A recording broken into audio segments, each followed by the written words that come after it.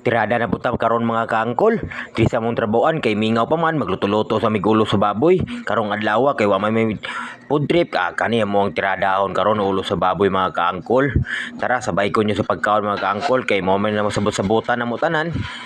Tara magpabusog ta ninyo.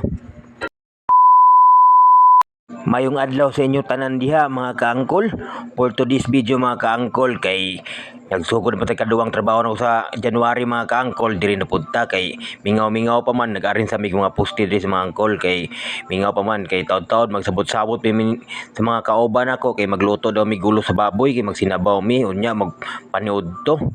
Wala pa mi kaluto mga angkol diri sa mi magkalingaw-lingaw pa mi kay layo pa mang oras kay gapaabot pa mi traka ni kay perting dugay pa man maabot ang ingon po nila unya pa daw udto maabot diri sa mi mga angkol operation sa mi diri kay lingaw-lingaw lang gud papagutom sa gamay ba kay lipas oras lang kay na may nagabantay po sa mo lisod po si batan po nimo liyok sa tagamay tapos relax ta dako unya taud-taud mga kaangkol. Diri mga kaangkol ako sa nag-operate sa crane kay dugay-dugay nang ko wala naka-remote ani sa crane mga kaangkol kay dugay na ko giundangan kay basig nakalimot na ko ba magtuon sa kog balik mga kaangkol kay gipa-check pa na ako sa QC kung good ba kay kung good mga kaangkol ay diretso na ako ni sa filing mga kaangkol kami sa diri kay sa mga kauban bali upat lang mi kabuk na assign ni mga kaangkol kay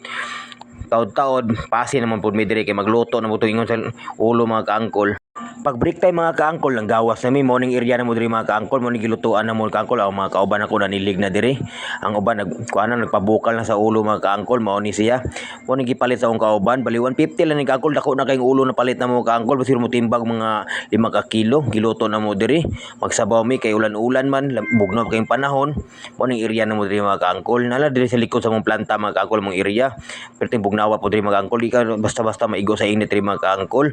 nagilat-an na po sa akong kauban taud-taud ako apong giabrihan mga kaangkol mao ni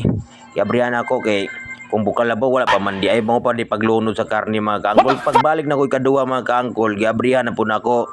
gabukal-bukal na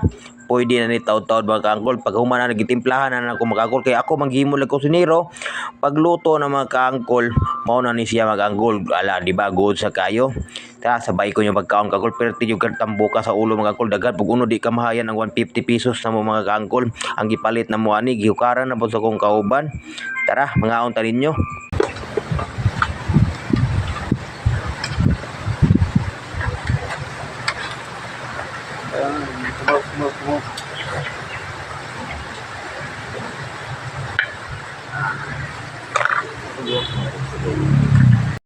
Morning sabot-sabot na mga kaangkol na walay mga dala, piti mga bawl, wala pud may dala mga kaangkol. Ang gigamit lang na mo diri ang taklob lang sa kaldero pero okay naman pud. Balag init gamay. Ako man pud lang gipaluto, wa po kabante sa akong kauban, gidungagan pud yung asin, medyo parat-parat mo gamay. Okay lang. Imarat ng butang dako.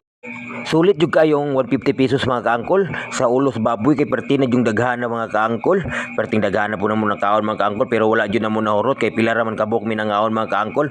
Upat ra pud mi kabuok pero pag humana mo kaon mga kaangkol aso-asuhan na to tirada diha kay busog naman kaayo tanawa mga kaangkol gagmay kay mga tiyan mga kaangkol no gagmay ra po nagkaon mga kaangkol pila ra kung 5 ka kilo. Og salamat sa pagtanaw sa akong video mga kaangkol please follow like and share sa akong video mga kaangkol daghang salamat bye bye.